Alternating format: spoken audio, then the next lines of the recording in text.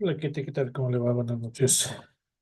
Hola Inge, ¿cómo está? Buenas noches. Por aquí viendo que solo somos usted y yo y usted. Sí, nos han dejado solos. Sí. Bueno, pues entonces, ¿qué tal le ha ido? ¿Todo bien?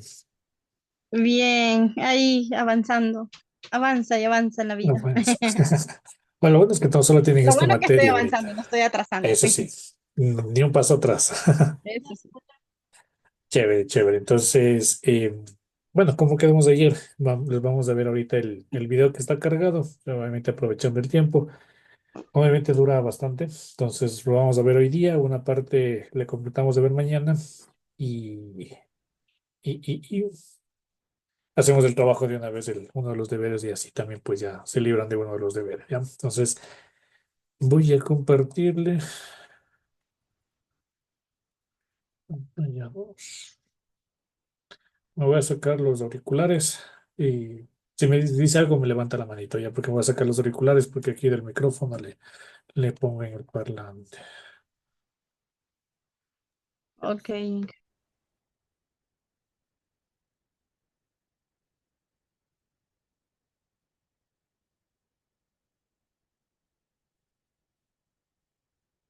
Parte desde el 2004 aproximadamente, cuando comencé mi estudio de doctorado, eh, con, trabajé con el IR de francés en el proyecto IBAM que monitorea la hidrología de la cuenca amazónica.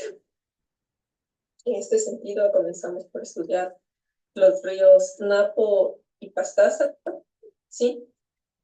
Pero lo que se ve es que cada cuenca hidrográfica en este subandino es un universo con sus implicaciones y sus amenazas que debe ser estudiado. Luego de eso, yo empecé ya mi participación como docente en la Escuela Politécnica Nacional y he estado trabajando en un proyecto que se terminó ya el PIMI 1409, sí, 1409, que hicimos con el apoyo de la hidroeléctrica Coca-Cola Simple cuando ya se estaba construyendo, justamente por mi preocupación que tenía esta zona que es tan activa.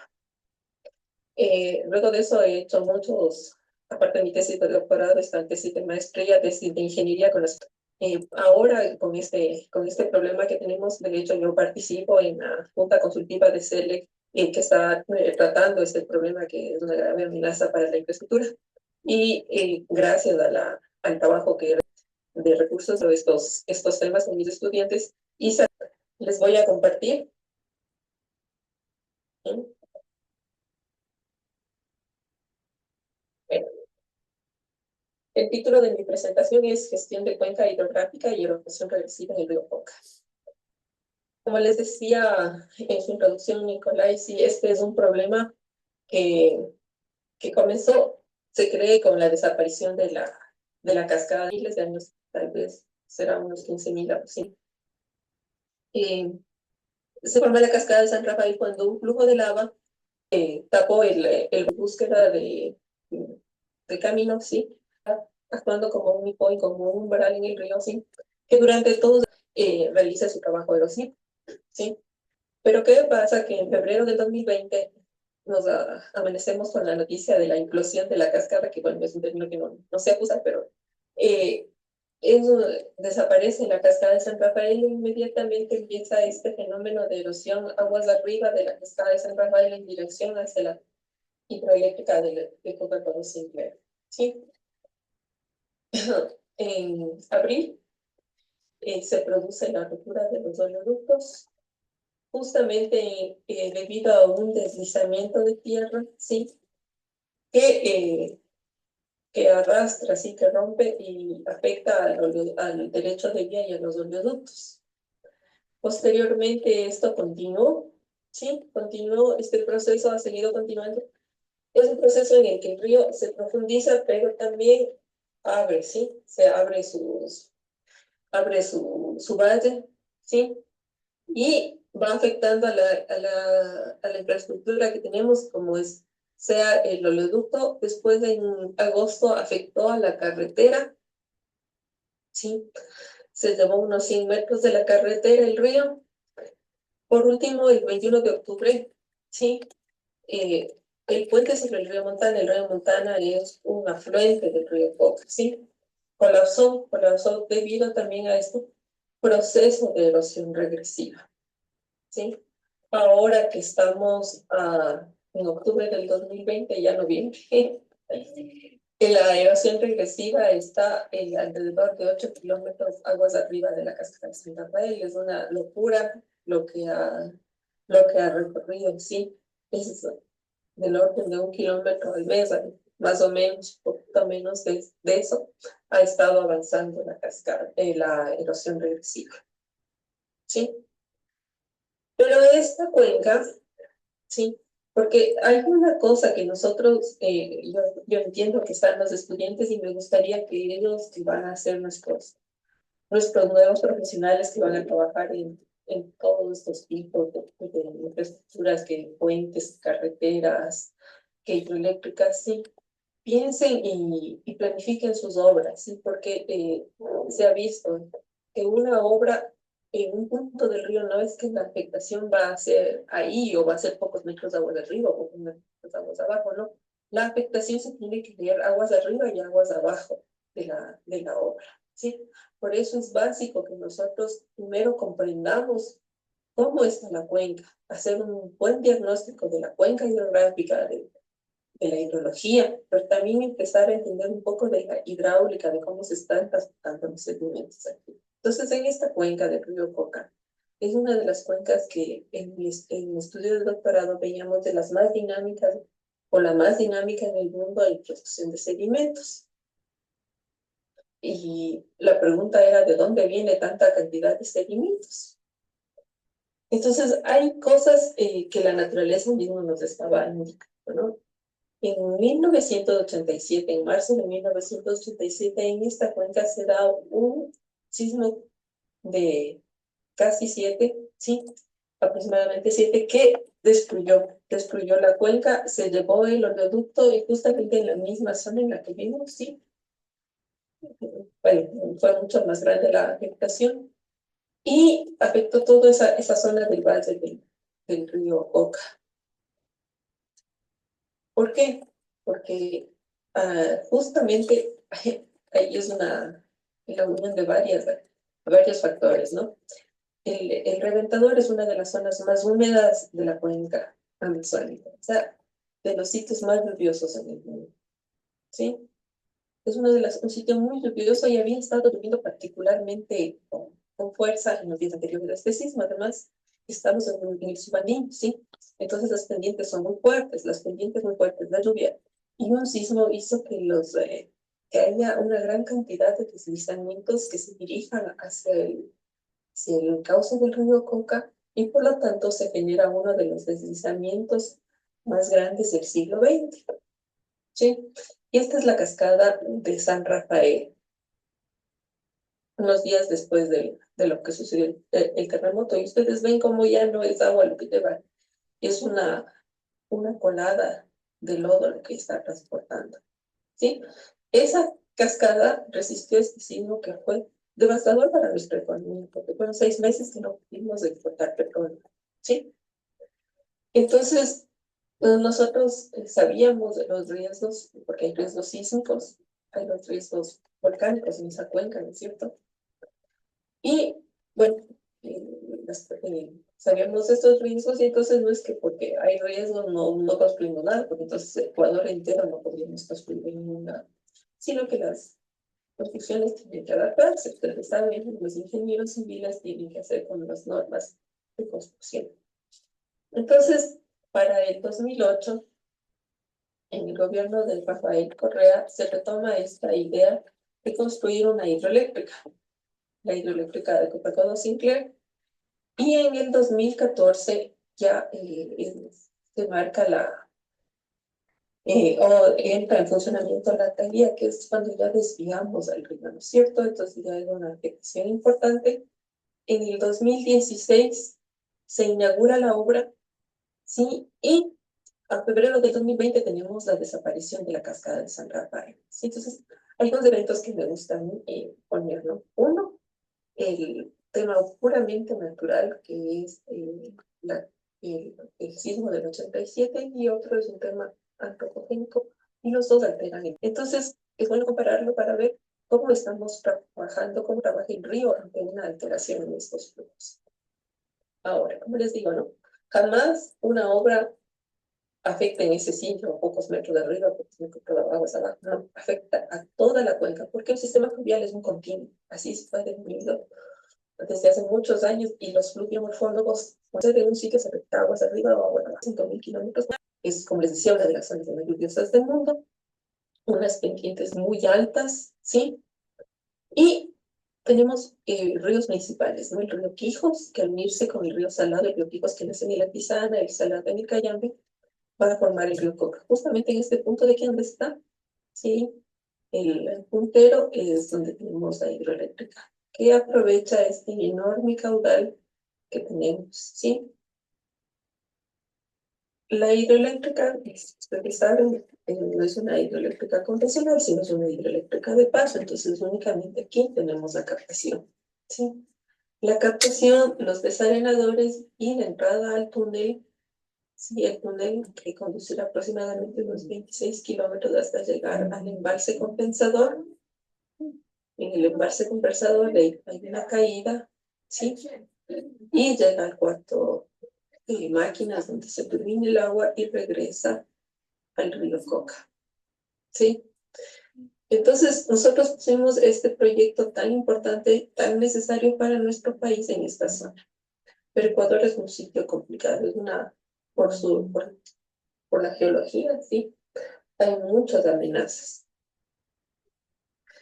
Entonces, ustedes le ven al río así, ¿no es cierto?, que viene recto y ¿sabes? Hacen unas cosas muy raras en esta parte. Ese comportamiento tan extraño se debe a las fallas geológicas. Entonces, esta zona es fallada geológicamente, con actividad volcánica, ¿sí?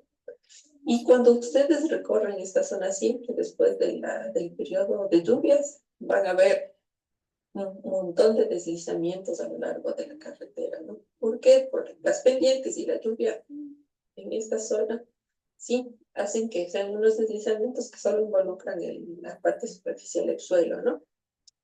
Pero eso en gran cantidades. Entonces, aparte de la gran cantidad de agua que van transportando, también transportan una gran cantidad de sedimentos. Entonces, los hidrosedimentólogos lo que hacemos es utilizando los datos de las estaciones hidrográficas, ¿sí? Y viendo cómo es este comportamiento entre el caudal líquido y el caudal sólido, que es el que da el equilibrio al río. ¿Sí? Entonces, aquí está nuestro proyecto. Tenemos una cuenca hidrográfica hermosa, ¿sí? Con el volcán reventador Estapos de Anhalt, me gusta mucho porque se ve la historia de esta cuenca. Tienen el volcán reventador, que es uno de los más activos en el Ecuador, ¿sí? Y aquí el valle de Río Coca, es la hidroeléctrica. Entonces los bajares siempre llegarán aguas abajo, no de donde es la captación. Pero la actividad de ceniza, ¿no es cierto? Las caídas de cenizas, esas generalmente se dirigen al occidente, o sea, desde aquí para acá, ¿sí? Y van a cubrir esta área, y obviamente con las lluvias son recogidos y llevados también al río y se recuperan en algún momento esa enorme cantidad de sedimentos aquí en la captación. Pero bueno, ¿qué es lo interesante, no? Ustedes ven, este es un estratovolcán que ha tenido en su historia geológica tres edificios de la que se asistió. Entonces, cuando estos edificios han colapsado, el material que han enviado ha sido justamente en dirección al cauce del río. Y lo que ha sucedido aquí es que el río se ha tapado, ¿no? Se ha represado. Y eso nosotros lo vemos cuando levantamos los perfiles geológicos en estas partes de aquí. Pues, vemos que en la historia geológica del río, sí, el río por momentos incluso ha formado lagunas y tenemos sedimentos lacustres en esta parte de aquí, ¿sí? En otros vemos que el volcán mandó todos sus depósitos, ¿sí?, a esta zona de aquí, y esos son los llamados flujos de avalancha, que en estos tiempos ha estado erosionado, ¿sí? Entonces, como ustedes son ingenieros civiles, saben, ¿no es cierto?, que van a tener diferentes comportamientos mecánicos de estos tipos de rocas, sean los flujos de avalancha, sean estos sedimentos lacustres. Y eso va a ser muy importante a la hora de comprender cómo el río está haciendo este trabajo de erosión. Bueno, como les decía, no porque haya riesgos, vamos a dejar de construir. Hay que construir, pero tomando en cuenta que nuestro país es un país de alto riesgo, ¿no? ¿Por qué? Miren, estos son unos esquemas geológicos, ¿no es cierto? Unos mapas geológicos, para mostrarnos la complejidad. No creo que todos sean geólogos, no sé cuál es la conclusión de todas las personas que nos escuchan, sí. Pero bueno, más o menos les puedo ilustrar, ¿no? Este es el perfil del Ecuador, ¿no es cierto? El perfil costanero. El mar, aquí está la zona de subducción, ¿no es cierto? Y tenemos aquí que se nos encuentran dos placas, ¿sí? La placa sudamericana con la placa de Nazca. Y por eso tenemos este comportamiento que hace que nosotros tengamos tantos sismos, tantos volcanes, ¿sí? Y además también tenemos este sistema de fallas, ¿sí? Que son dentro de la corteza continental, que también nos complican aún más el panorama y el comportamiento de todo, de todo. Entonces, toda infraestructura que nosotros vayamos a hacer debe tener un componente de gestión de riesgos muy importante. Ahora, hablemos sobre el contexto hidrológico, ¿sí? Lo que es muy importante que nosotros tengamos en mente, sí, es que el sistema fluvial es un continuo. No es que yo digo, aquí está la cuenca del río Coca, y lo que pase va a ser solo en la cuenca del río Coca. Y después lo que pase en la cuenca del Napo, en la cuenca del Amazonas, no es mi problema. No. Cuando yo hago una obra, pienso en el continuo y digo, si esto genera un problema, esto va a repercutir no solamente aquí, sino en qué cuencas están, ¿no? Entonces, veamos. Esta es la cuenca del río Coca, ¿no es cierto? Aquí está el proyecto, ¿sí? Está dentro de la cuenca del río Napo, ¿sí? Que involucra ya dos países, el Ecuador y el Perú. Sí, la cuenca del río Coca es únicamente ecuatoriana. Pero si yo me voy a la cuenca del río Napo, es una cuenca binacional, entonces ahí tengo que gestionar como una cuenca binacional. Entonces tengo que ponerme de acuerdo con el gobierno peruano.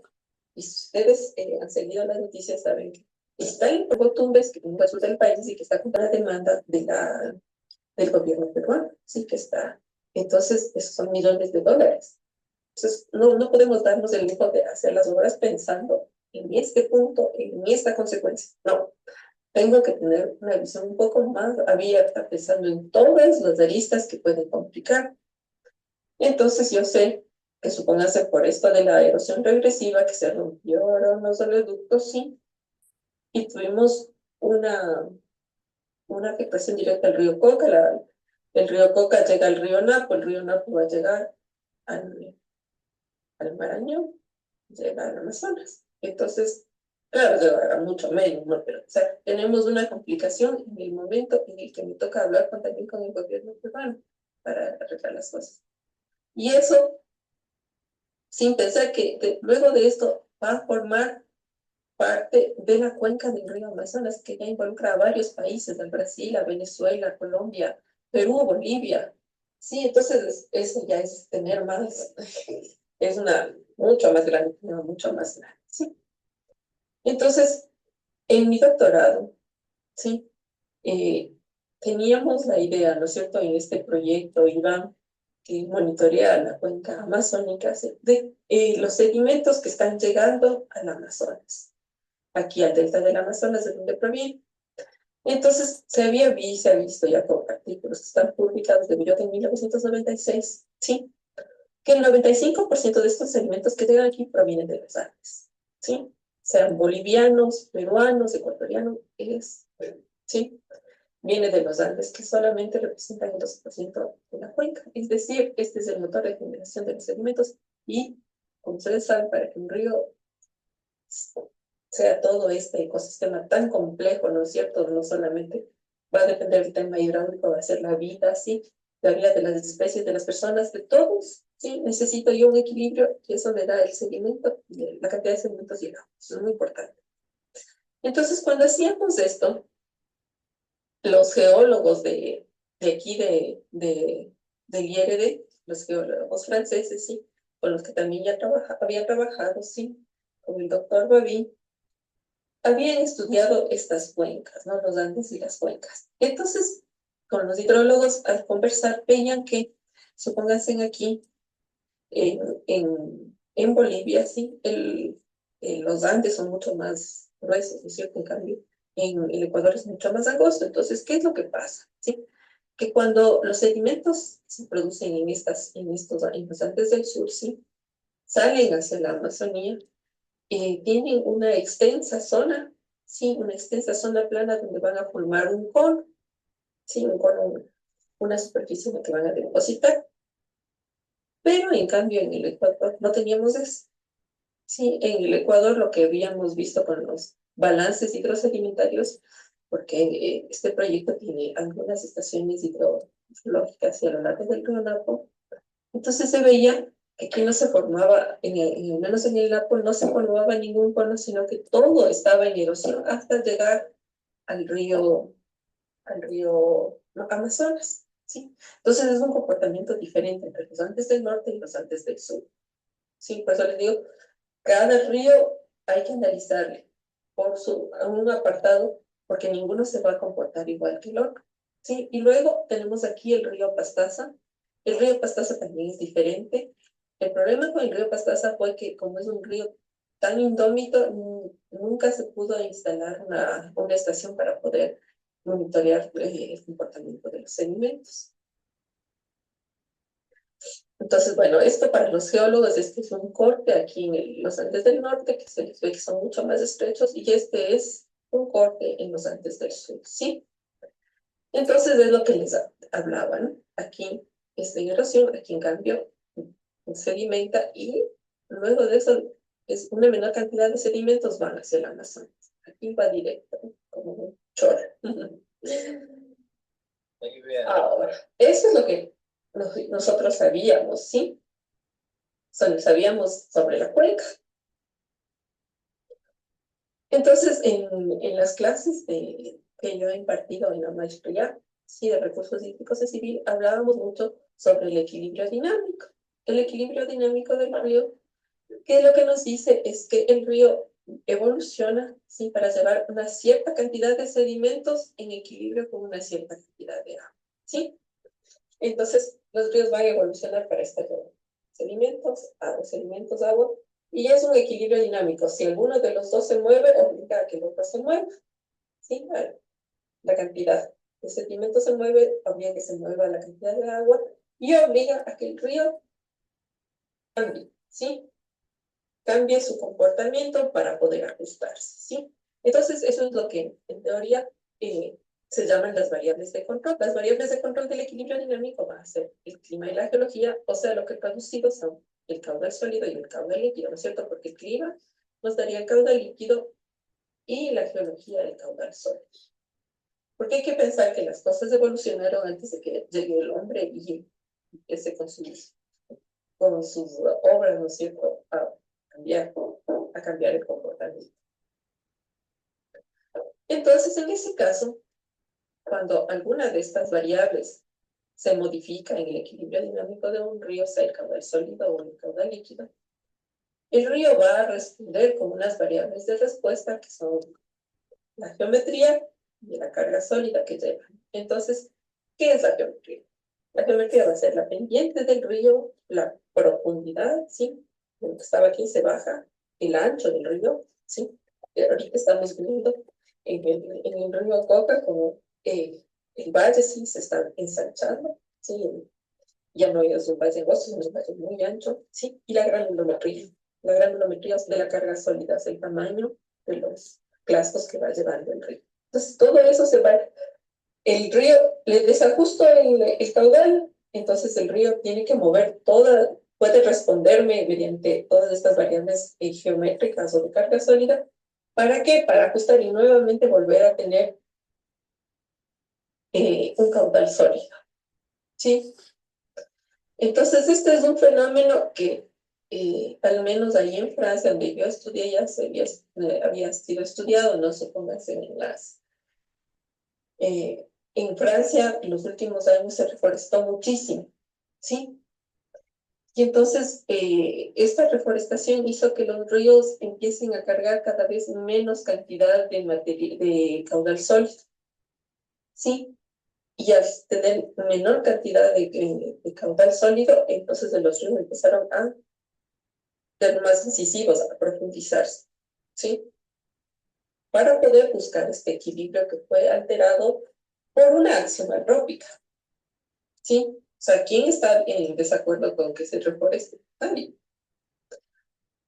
Pero todo está, eh, todo hay que analizarlo en el contexto de la cuenca, entonces hay que pensar que va a tener eh, implicaciones y que hay que saber nada más cómo puede ir el problema para saber cómo responder. Entonces ahí es cuando ya empezamos a hablar de las funciones del río, lo que les hablaba desde el principio, ¿sí? Entonces, este río que ustedes ven ahí es el río Reventador, que es justamente está bajando por el flanco del volcán. Se ve que el hecho es lava, ¿sí? Entonces, es muy importante cuando yo hablo de los ríos, primero comenzar pensando en la cuenca hidrológica. ¿De dónde está recibiendo el agua este río? ¿Sí? Como les digo, el Reventador es una de las zonas más húmedas de la Amazonía, la segunda zona más húmeda de la Amazonía, entonces tengo que ver eh, cómo está el tema de las lluvias, cómo está el tema de reforestación, de deforestación, de evapotranspiración, ¿no es cierto? Y el clima en general. Tengo que analizar cuando yo veo esto. Porque todo esto va a tener influencia en el agua que te al río. Ay, perdón. Entonces, después, el agua que llega al río, si hay alguna afectación, esa agua del río enseguida va a afectar a cómo se comporta el agua en el canal, ¿sí? En la hidráulica, cuando ya me centro en la hidráulica. Y de la hidráulica es básica para entender el comportamiento geomorfológico, ¿no es cierto? Porque si yo varío el comportamiento del cauce, ¿no es cierto? Entonces el río va a tender a responderme variando su geometría, su geomorfología, ¿sí? Entonces, de lo que era un río en prensa, ¿sí? Un río con varios cauces que se encontraban, va a volverse un río recto, como por ejemplo, ¿sí? Cuando los ríos evolucionan, los ríos no es una cosa fija, ¿sí? Es un continuum que evoluciona en el tiempo y que responde muy rápido a las afectaciones, sea geológicas, sean naturales o sean antrópicas. Y si yo varío la geomorfología, eso exactamente e inmediatamente me van a variar las condiciones físico-químicas para los que son ambientales, ¿sí? Entonces voy a cambiar la turbidez del agua, voy a cambiar el pH, voy a cambiar la temperatura, la cantidad de sedimentos que son básicas para la reproducción de los peces. Entonces eso va a tener una influencia directa en la biodiversidad del río, ¿sí? Entonces, si hay una consecuencia en la biodiversidad, entonces empiezo a hablar sobre los servicios ecosistémicos del río que van a estar afectados, ¿sí? Entonces, esto es algo muy interesante que todos debemos tener en cuenta. En los ríos, las funciones del río que van más allá de ser solamente el puro medio físico, es un ecosistema muy complejo, los sistemas fluviales, porque vamos a tener que, desde la vegetación y la biota que tengamos ahí, va a tener va a interactuar, ¿sí? Con la geomorfología, con las condiciones hidráulicas, hidrológicas, y todo va a estar evolucionando siempre.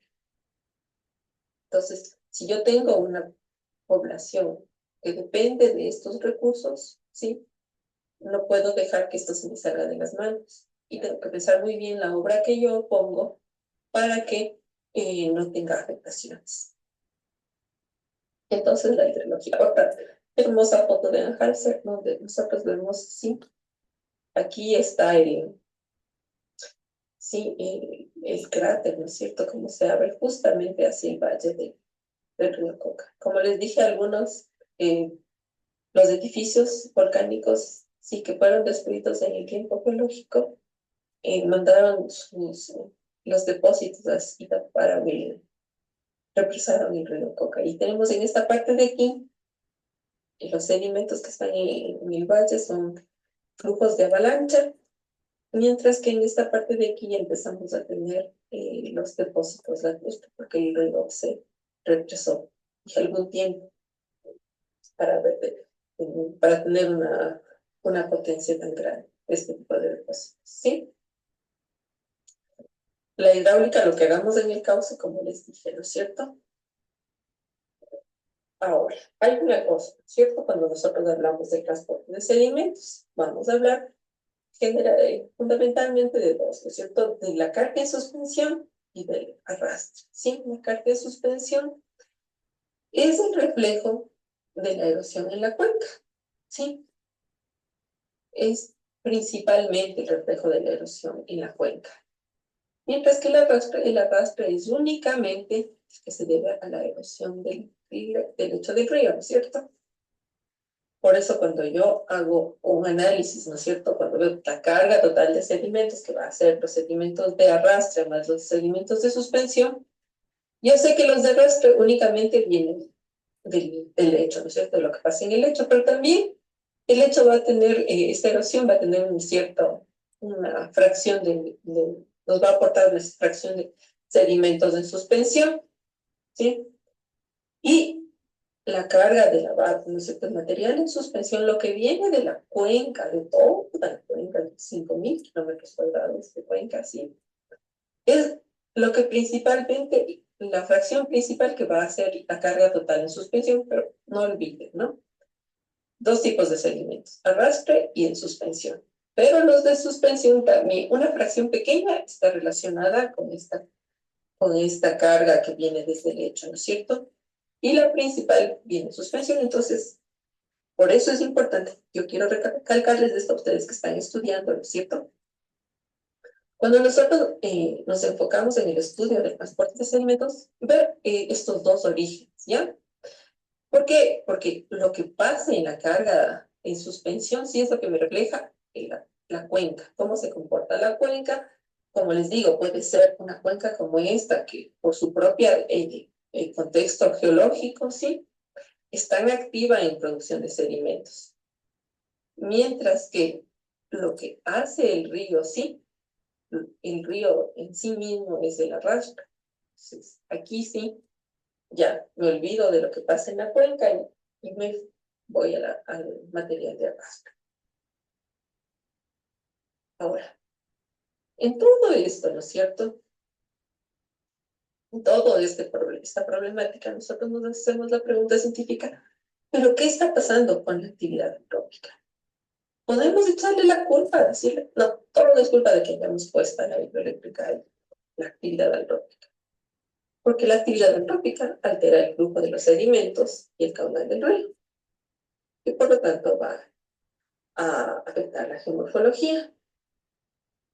Pero, el gran pero, es que no sabemos en qué magnitud. O sea, puede ser una magnitud muy chiquita, una fracción muy chiquitita, ¿sí? Y eso quiere decir que la erosión regresiva es un fenómeno natural, ¿sí? Que tiene una componente chiquita relacionada a la actividad antrópica, ¿sí? O la erosión regresiva. Fenómeno natural tiene un componente muy importante de afectación por actividad antrópica. Entonces, esa es una pregunta científica, una hipótesis, yo me estoy planteando. Y digo, ¿qué está pasando aquí? Entonces, como científico, nosotros no podemos decir, ¿es esto o es lo aquello? No, nosotros tenemos que investigar. Solo la investigación nos va a decir esto es lo que pasa o no. Pero esto es básico respondernos esta pregunta. ¿Por qué? Porque tenemos que aprovechar nuestros recursos hídricos, ¿sí? No solo en esta cuenca, en todo el resto de cuencas, ¿sí? Pero tenemos que hacerlo de manera responsable, de manera de generar un desarrollo sostenible para que económicamente nuestro país pueda tener los beneficios de estas actividades, ¿sí? Y la próxima hidroeléctrica que construyamos no tenga este tipo de amenazas, ¿sí? O que nosotros estemos le hayamos estudiado muy bien a esta amenaza y en el momento en el que nos pase algo similar en otro lado, entonces nosotros ya, como hemos estudiado bastante, sabemos cómo responder, ¿sí? Y cómo parar o cómo frenar esto.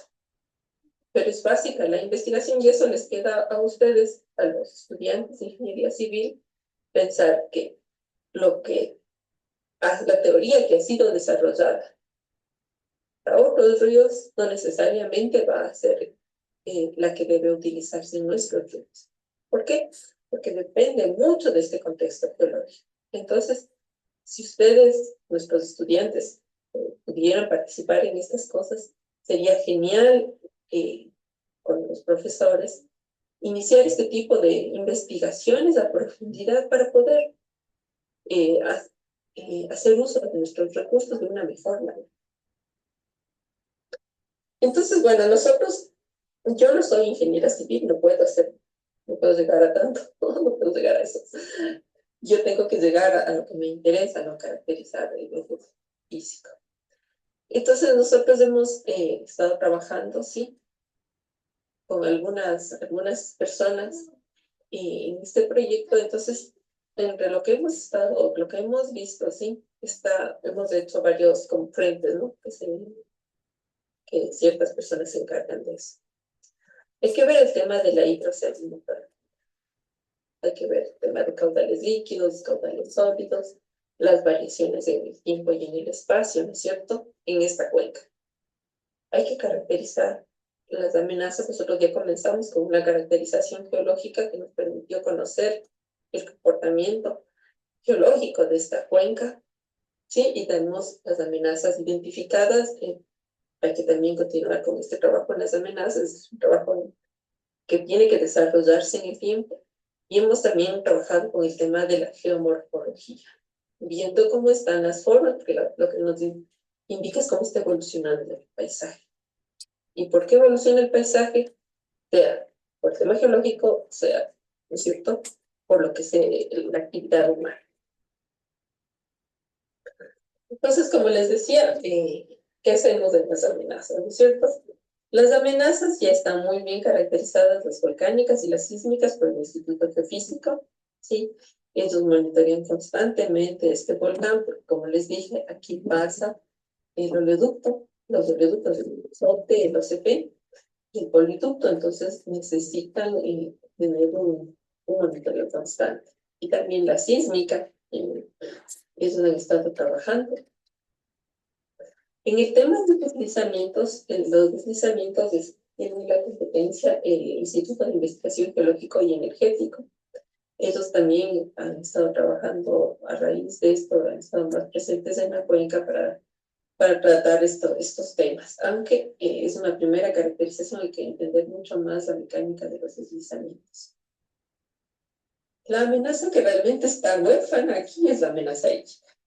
Sí, generalmente cuando pensamos en amenaza hídrica vemos la amenaza hídrica que las inundaciones, pero ahora nos estamos enfrentando a una amenaza que es la erosión regresiva.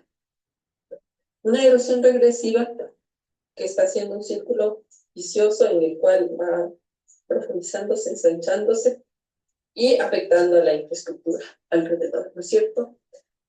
Y tenemos que empezar a trabajar esto, a generar investigación, a caracterizarla. ¿Para qué? Para que en el futuro, si en alguna otra cuenca se da este tipo de problemas, sepamos qué hacer, cómo responder urgentemente, ¿sí? Para proteger a la población y a las obras que están en esas zonas.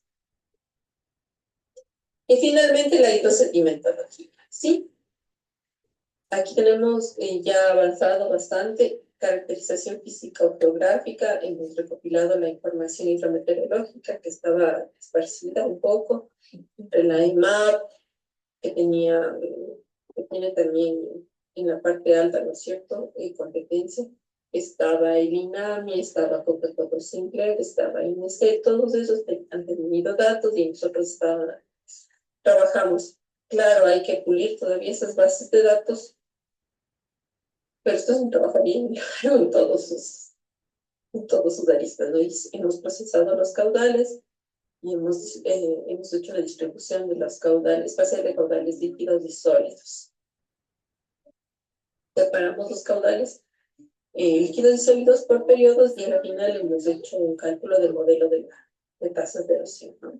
Siempre teniendo en cuenta estas dos fechas, ¿no? 1987, cuando es el sismo, afectación puramente natural, y el 2008, inicio de la construcción de la hidroeléctrica. Y en la geomorfología, y nosotros, como es un área tan grande, 5.000 kilómetros cuadrados más o menos, hemos utilizado mucho imágenes satelitales, sensores remotos en general, ¿no es cierto? Digitalizando, parametrizando, ¿no es cierto? Para ver cómo han estado variando los parámetros de interés, ¿no? Bueno, un poco, ¿no? Lo que ya conocíamos, el volcanismo con el IGE y el Instituto de Geofísica, más bien dicho, y la sismicidad, ¿no es cierto? Este volcán tan activo. El sismo del 87. El sismo del 87 nos dejó muchísimas lecciones que creo que no fueron lo suficientemente aprovechadas ni puestas en valor, ¿no es cierto? Miren, esto es en el río Salado, un poquito antes de la junta con Iquitos para formar el Coca, ¿sí? Miren la cantidad de sedimentos que ya se sabía que transportaba este río. Y, como les digo, son deslizamientos superficiales, ¿no? Que involucran las primeras capas. Estos deslizamientos es algo bien simpático para nosotros los geólogos, porque los márgenes del río Coca, sí, en la parte donde tenemos los depósitos de avalancha, tenían una morfología bastante particular. Y nosotros sabíamos que estaban erodando los flujos de avalancha. Pero con este proceso de erosión regresiva, lo que nosotros vimos es que lo que está sucediendo es que hay deslizamientos que se están reactivando. Esto nos habla, junto con la geología, ¿sí? Con la estratigrafía, ¿sí? Nos habla que el río Coca y el volcán reventado tienen una historia muy estrecha, evolutiva en el tiempo. Entonces, ¿eso qué quiere decir? Que el volcán reventador, periódicamente, con estos colapsos de flanco, con sus erupciones, estaba enviando una gran cantidad de sedimentos hacia el río Coca, alterando este equilibrio dinámico del que habíamos hablado. Y el río Coca, para recuperar nuevamente este equilibrio perdido, respondía a esta alta cantidad de sedimentos que les llegaban, a este bloqueo que tenían, con una erosión regresiva, con una erosión intensa, procesos erosivos intensos caracterizados por estos deslizamientos. ¿Sí? Entonces, esto ya es algo que el río Coca siempre ha hecho en su historia. Ha estado variando además. Como les digo, los ríos evolucionan, no se quedan en un solo sitio. Entonces había estado evolucionando, se movía de un margen al otro, ¿sí? Y siempre para restaurar el equilibrio.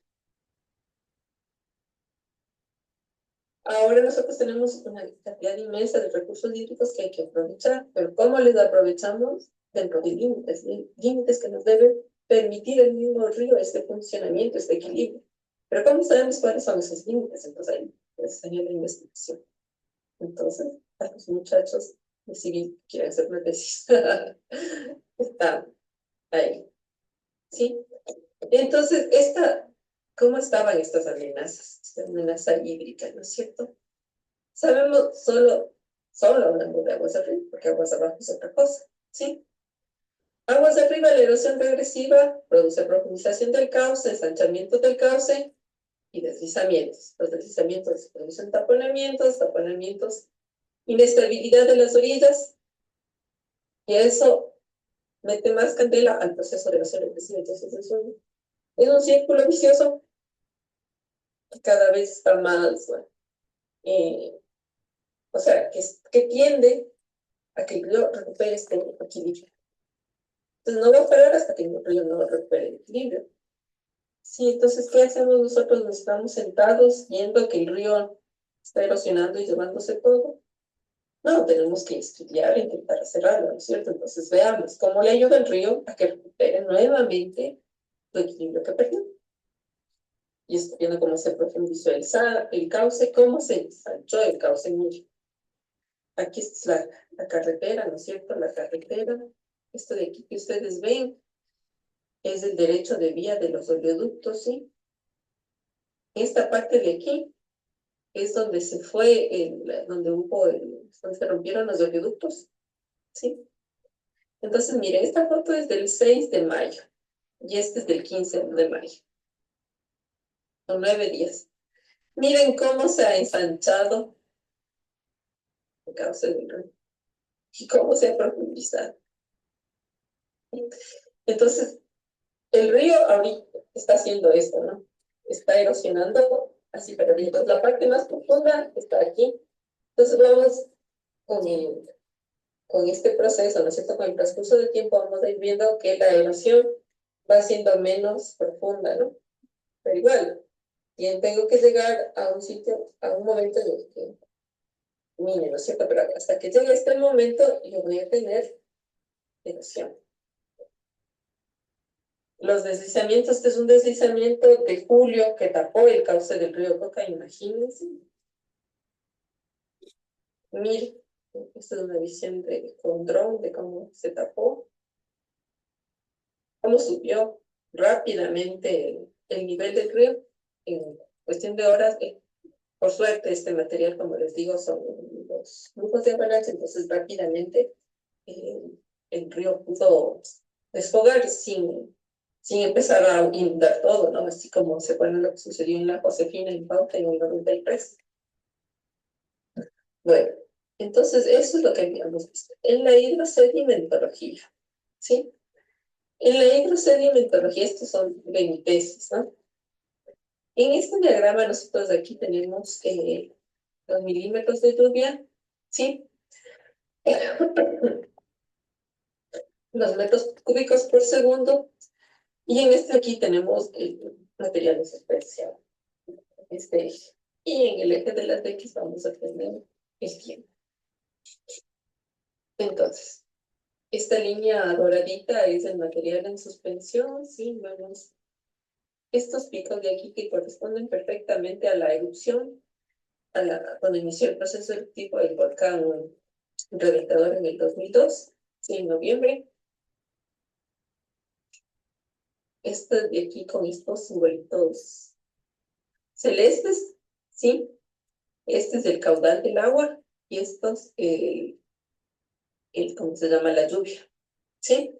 Entonces, miren esto de aquí en el 2000, ¿no? Entonces yo venía de una época de sequía, ¿sí? Donde no había habido lluvias y de un momento tenemos una lluvia súper fuerte, ¿sí? Una lluvia muy importante que rompe ese suelo seco y produce un pico en el material de suspensión que no se reproduce después en el tiempo, ¿sí? Y que está asociado con este pico en las lluvias que se lee también en un pico en el caudal.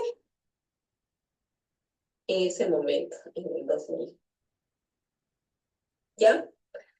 Y luego de eso, mire, tenemos un nuevo pico de lluvias, pero como no había habido una estación así seca tan prolongada, una sequía, entonces no produce estos picos en el material de suspensión. Hasta que en 2002 lo que sucedió fue que el río, el Reventador empieza su actividad eruptiva y nosotros leemos este pico en el material en suspensión y tenemos que se reproduce en el tiempo 3 veces, ¿no es cierto? Y está relacionada ya no con la actividad eruptiva, sino con los progresivos bajares que fueron llegando sin río. Eso fue lo que pasó en cuanto a agua, a caudales líquidos, caudales sólidos y las lluvias, ¿no? En cambio, en este de aquí, lo que nosotros vimos ya con la calidad del agua, sí, vimos el análisis de iones como cloro, sulfatos, calcio y sodio, ¿sí? No, calcio y el material en suspensión. ¿Sí? Aquí tenemos el material en suspensión, es este. Y estas de aquí. Lo que se ve es que la erupción del volcán reventador está marcado por este pico en los iones sulfatos, fluoruros y calcios. ¿Sí? Y el pico en el material en suspensión no se reproduce luego. Que digo, el pico del material en suspensión podemos ver luego, pero este pico en los elementos químicos ya no. Por lo que les decía, ¿no? Porque el material en suspensión luego se relaciona a los lajares, pero no hay erupciones. Esta estación de aquí que nos sirve es la que está en la ciudad del Coca, o sea, a la salida de la cuenca, de la cuenca del río Coca, donde ponemos nosotros, donde cerramos esta cuenca. Sí, también en estación, sí. Lo que hicimos, sí, fue este diagrama en el que ponemos en el eje de las X las fechas, los ejes de las Y en el izquierdo y en el derecho, el caudal líquido acumulado y los sólidos en suspensión también acumulados. Entonces, el caudal líquido, como ven, se reproduce, ¿no es cierto?, es esta línea recta. No así sucede con el caudal en suspensión. ¿Por qué? Porque entonces teníamos un evento como es la erupción del volcán del Reventador, que hace una grada muy fuerte, y luego ustedes tienen los lajares, que también hacen unos saltitos ahí en esta curva, ¿no? Entonces, todo nos indica que es una cuenca. Yo le estoy hablando de... ¿no? Tal vez dejamos las preguntas para el final, por favor. Bueno, entonces esta es una cuenca, no es el río, sobre el río. Es la cuenca, la hidrología, lo que nos habla que es una cuenca inestable. ¿Sí? Entonces, en esta estación de aquí es donde yo les indicaba los primeros diagramas de caudales líquidos, sólidos y fluidos. Bueno, nosotros después ya con más datos, sí, pero es un poco más complicado porque son de varias instituciones, hicimos una primera aproximación. Dividimos en subcuencas, sí, para ver el caudal líquido específico. Sí, para poder comparar entre cuencas grandes y chiquitas. Entonces, veíamos que nuestra cuenca del Salado, sí, aquí está el río, el volcán Cayambe, sí, es la que aporta más cantidad de agua, ¿sí?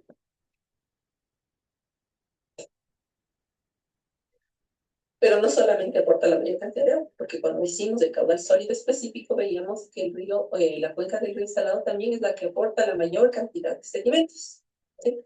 Entonces, luego de esto, con el doctor Armando Molina, que es un Prometeo, sí, con él hicimos un estudio de ocupación del suelo en esta zona de aquí, en la cuenca del río Salado, para ver qué estaba pasando. Los sedimentos pueden ser sedimentos naturales por la geología o pueden ser por actividad antrópica.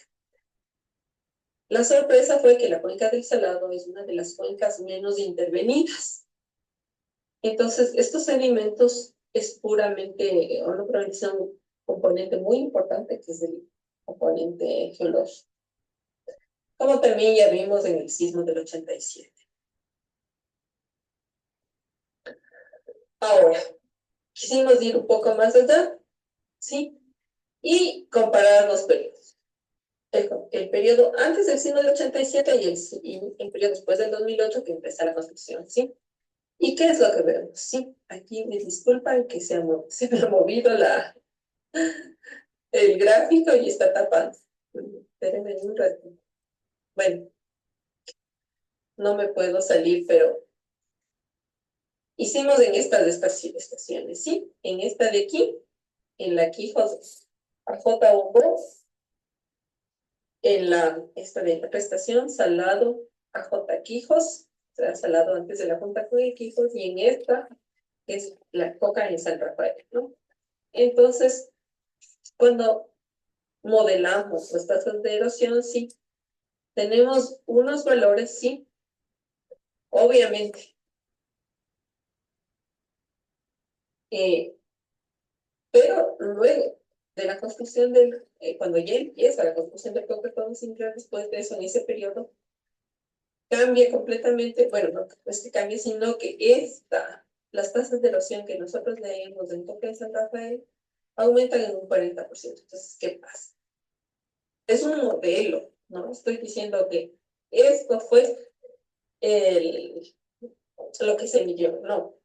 Esto es un modelo en base a lo que medimos. ¿Qué sucedió?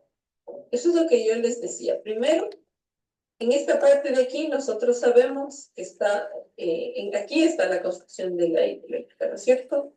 Entonces tendremos que saber, aquí hubo una cantidad gigante de producción de material. Sí, entonces, ¿qué hicieron con ese material? Porque yo les decía a mi estudiante, decíamos, ¿por qué pueden dispararse así el material de suspensión? Y entonces, sabemos que el material en suspensión, por teoría, es el reflejo de lo que se erosiona en la cuenca, pero o sea, aquí no es que haya habido un cataclismo y todo se erosionó, no. Entonces, algo hizo que esto se llene de sedimentos. Entonces, ¿qué pasó con los sedimentos de la construcción? Sí, no sabemos. Eso podría ser una explicación. La otra explicación podría ser que hay una afectación terrible por la construcción de la hidroeléctrica aquí y se alteró completamente los flujos. O sea, eso es algo que hay que investigar, ¿no? ¿Qué está pasando? ¿Sí? Bueno, esta es la división de la cuenca hidrográfica. Las cuencas, este es el río Salado, con el Cayambe aquí. Sí, aquí está el Antizano, el Reventador. Entonces, los ríos importantes desde el Salado, el Quijo, sí, este es el San Juan Grande, y el río Coca. Esto es interesante, ¿no? Los perfiles están, no los pude pulir, pero bueno. El río Coca es este de aquí, ¿no?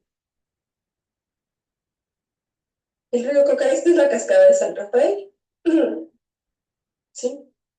Este es el río Salado, estos son los perfiles, vean. El río Salado, el río Quijos, el río Cojandra y este es el río San Juan Grande. Como ven, estos ríos son unos ríos erosivos completamente, ¿sí?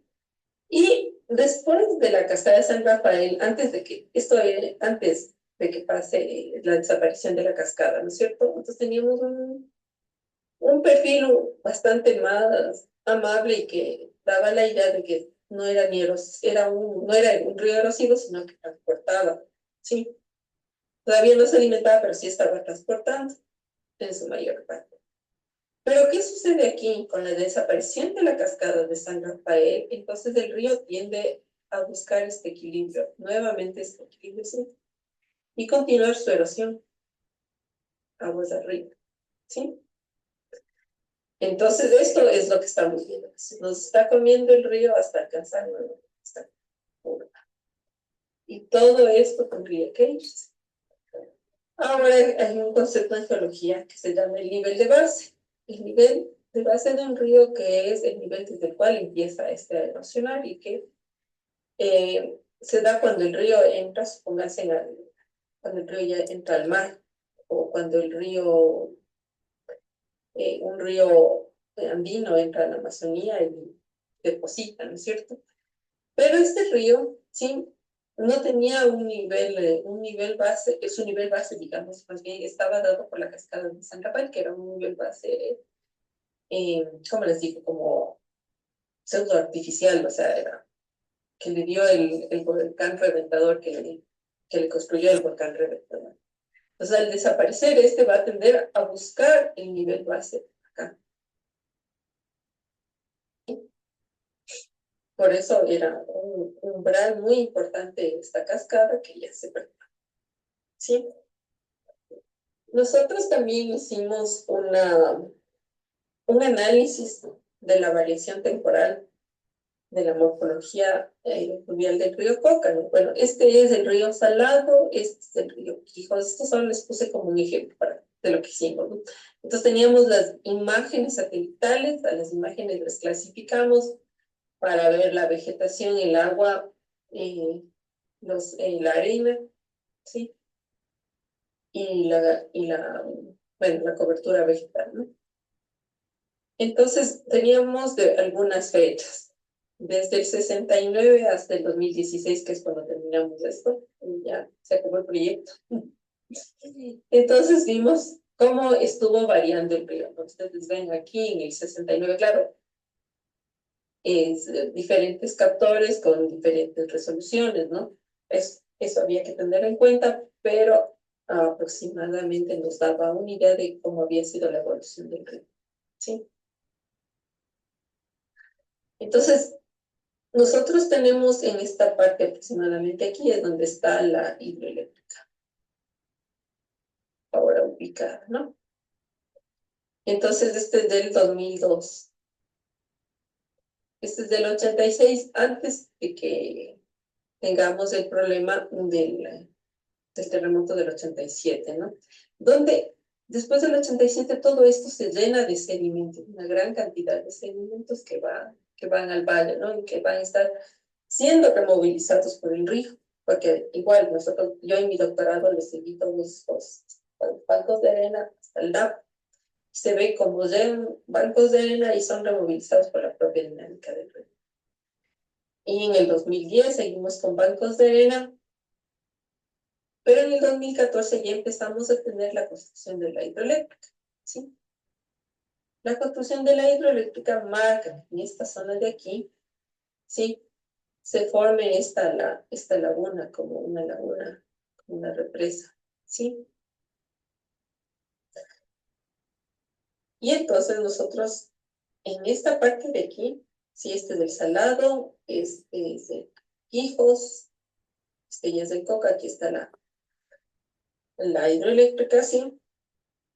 Esta es una foto antigua, ¿no? Obviamente. Entonces, en esta parte de aquí empezamos a medir cómo variaba, ¿no es cierto?, la relación entre el espejo de agua, ¿sí?, en esta zona. Entonces, vemos desde el 65 que teníamos las imágenes, ¿no es cierto?, que viene, ¿no es cierto?, que ahí hay aumenta, ¿no es cierto?, por efecto del sismo que produjo un montón de sedimentos, ¿no es cierto?, que luego empezó con su tarea de siempre. La geología le mandaba un montón de sedimentos y la actividad geológica, y el río empezaba a erosionar rápidamente para removilizar. Pero viene en 2010 y en el 2010 es una en picada, digamos, es una pendiente abrupta y empieza a cambiar nuevamente. Ahora no sé cómo estará, tendríamos que continuar este estudio. Y nuevamente los valores se disparan, pero esto ya no es por tema natural, sino es por una intervención antrópica. Entonces, nuestras intervenciones, ¿dejamos de construir por eso? No, no podemos dejar de construir. Lo que necesitamos es más investigación para saber cuál es el umbral. O sea, tal vez el río no acepte una hidroeléctrica de tanta potencia que necesita tanto caudal, pero puede aceptar perfectamente una hidroeléctrica con menor potencia, genere menor potencia. Entonces, eso es lo que ustedes necesitan investigar, ¿no?, para poder hacer nuestro desarrollo económico más sostenible. Pero ahora, ¿por qué quería hablar de la gestión de cuenca? Sí, esto es para mí una de las lecciones más importantes que nos ha dejado este fenómeno, ¿no es cierto? Porque estamos viendo que aquí hay un problema con los sedimentos, ¿sí? Los sedimentos nosotros sabemos que pueden venir, sea de actividades humanas, sea del tema natural, ¿no es cierto? Y nosotros tuvimos la suerte de nacer en un país que tiene una naturaleza extremadamente dinámica, y entonces por eso mismo tenemos muchos sedimentos. Entonces tenemos que aprender a convivir con esto, con las actividades humanas que nosotros podemos hacer y que obviamente las hacemos ciudades, hay deforestación en esa zona, ¿no es cierto? Hay minería de áridos, ¿sí? O sea, A veces cuando la gente habla de minería piensa que solamente es la metálica. No, la minería de áridos es también muy complicada para los ríos. Tiene efectos terribles en los ríos. Y si no tenemos áridos, no tenemos desarrollo productivo. Entonces, tenemos que saber cómo hacer la minería de áridos. La agricultura, el ganado, las represas, todo eso altera el tema de los sedimentos. ¿Sí? Entonces, antes de hacer cualquier obra, es necesario caracterizar la cuenca. Caracterizar nuestra cuenca, ver de qué se trata, qué tipo de cuenca es, ¿sí? Cuáles son sus actitudes, cuáles son sus riesgos, cuáles son sus amenazas, cuánta gente vive ahí, qué actividades socioeconómicas se están desarrollando, qué infraestructura estratégica tengo yo ahí, hacer un diagnóstico y de ahí sí, cuenca, voy a hacer la definición de los objetivos de mi gestión, sí, revisando los problemas. Entonces ya sé que hay un problema aquí que genera demasiados sedimentos, entonces la gestión debe ser en esa cuenca, de manera de que yo, con una actividad que haga, no comprometa las otras actividades, las múltiples actividades que yo puedo tener en esta cuenca, ¿no es cierto? Ustedes tienen una cuenca aquí, y esta cuenca aquí va a tener gente, van a haber poblados, van a haber oleoductos, van a haber carreteras, van a haber puentes, van a haber hidroeléctricas, y todo debe vivir en armonía. Y yo tengo que darle a todos su espacio y su cantidad de agua, porque si no estoy empezando a generar conflictos, y los conflictos pueden llegar incluso a luchas internas entre las personas que viven en la zona. Tengo que dar, para que pueda subsistir el tema eh, del ecosistema, ¿no es cierto? Porque no hay que olvidar que estas poblaciones viven de la pesca, de lo que hay aquí, y si yo altero, entonces la gente no va a tener que comer aquí, o supónganse lo que sucedió ahora con el derrame, que contaminó el agua, y la gente ya no tuvo que agua beber. Entonces, obviamente, yo fui subsecretaria técnica de la CENAGUA. Cuando se trata del agua, ahí sí, la batalla es la muerte, porque es una batalla por la supervivencia. Entonces, esos conflictos hay que evitarlos a toda costa. Entonces, claro, aquí tenemos un montón de agua subterránea que puede ser aprovechada por la comunidad, ¿no es cierto? Y más en estas contingencias, pero hay que estudiar ese tema, hay que caracterizarle. Y de ahí sí empezar a implementar. Bueno, yo sé que tengo estas características de cuenca, entonces tales proyectos van, tales proyectos, por más inversionistas que vengan, no pueden ir porque me friego a la economía de mi país y bueno, pasar este gobierno, pero y las futuras generaciones, los próximos gobiernos tendrán que hacerse cargo del problema que yo les heredo cuando no supe gestionar adecuadamente. Y por eso hay que estar siempre monitoreando y evaluando los avances. Para esto la participación de las comunidades es importantísima, ¿sí? Porque no solamente en la cuenca va a haber un medio físico, hay personas que viven de eso, ¿sí? Y como les digo, los problemas en el tema agua son conflictos a muerte. Y entonces hay que trabajar con esa gente para que ellos estén ahí monitoreando y son los primeros que nos van a avisar, ¿no? Los problemas que existen. Bueno, esto es lo que resume lo que les estaba diciendo, sí, porque en una cuenca hidrográfica tenemos que sentarnos todos a conversar, toda la gente. Y todos tenemos derecho, industrias, personas, naturaleza, para vivir en armonía y para poder tener un desarrollo sostenible. Entonces, conclusiones, hay muchas sobre esto, ¿sí? Les voy a leer. La desaparición de la cascada de San Rafael implicó la pérdida del principal nick point del río Coca y marcó el inicio de un agresivo proceso de erosión regresiva, el cual continuará hasta que el río encuentre el equilibrio dinámico perdido.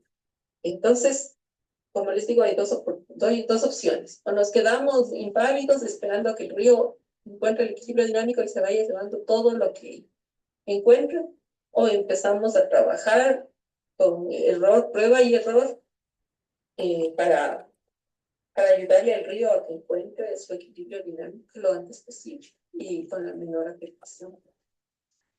Entonces hay que estudiar, hay que seguir trabajando en este tema. Es un tema que es muy experimental y que necesita de gente con mucha experiencia y mucho conocimiento para poner las alternativas.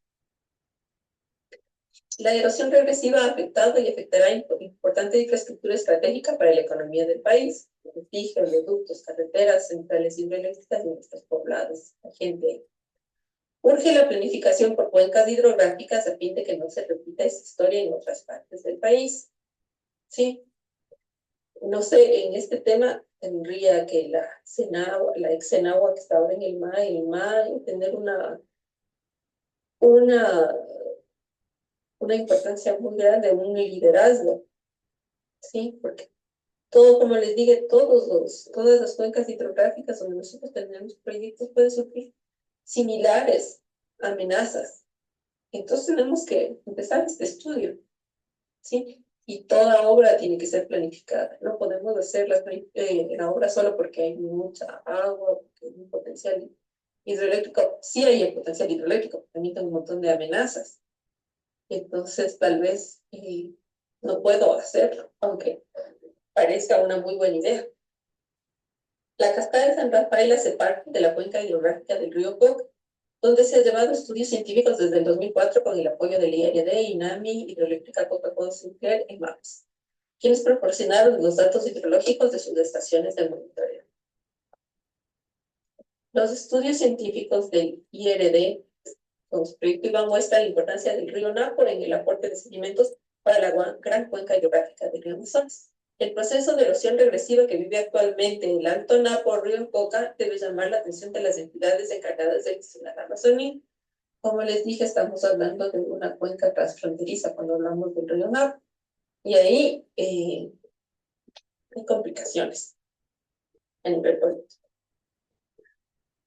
La Escuela Politécnica Nacional, con su proyecto de investigación PIMI 1409, estudió los impactos fluviales del proyecto Coca-Cola Sinclair en el río Coca. Este proyecto mostró que la cuenca hidrográfica del río Coca representa un sistema fluvial muy dinámico en términos de producción de sedimentos. De hecho, la cuenca hidrográfica del río Salado se caracteriza por su alta tasa de producción de sedimentos y su alto caudal líquido específico.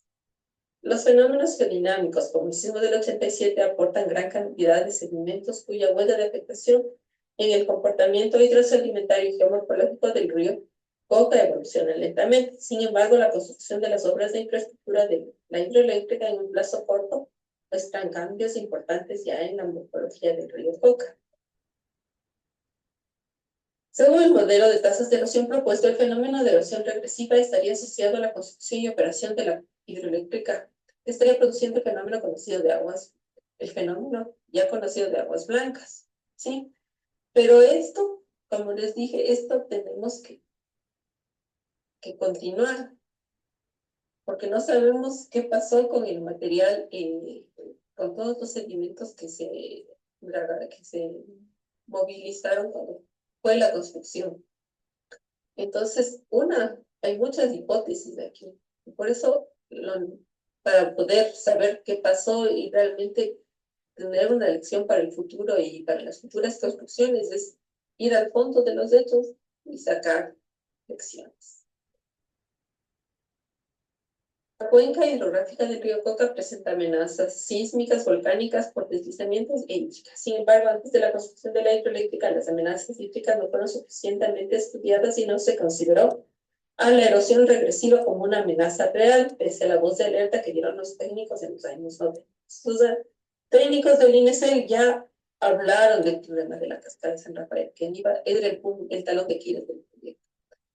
Y claro, los estudios hay que continuarlos, no hay que hacer un estudio y dejarle botado ahí y después refundar el país y todo lo antiguo no sirve. No, hay que, como les digo, hay que sacar lecciones de lo pasado. Hay que conocer la historia, bien repetir los los desaciertos.